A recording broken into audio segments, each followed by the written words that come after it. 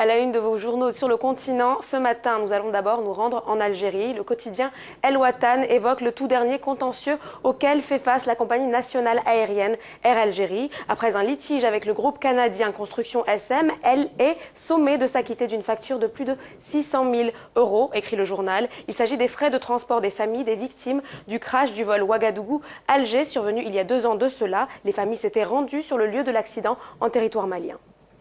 Direction à présent le Burkina Faso. Le journal Le Pays consacre sa une à la commémoration des 2 ans de ce même crash d'Air Algérie, la plus grande tragédie aérienne vécue par le pays. Une gerbe de fleurs a été déposée en mémoire des victimes au cimetière de Gounguin, dans la capitale Ouagadougou. Le Premier ministre a prononcé un discours à l'endroit des familles des victimes. Il leur a rappelé que des démarches pour l'identification de tous ceux qui ont péri dans ce crash étaient toujours en cours et se poursuivraient. Rappelons que l'appareil qui s'est écrasé en territoire malien le 24 juillet 2014 avait à son bord 116 passagers d'une quinzaine de nationalités différentes.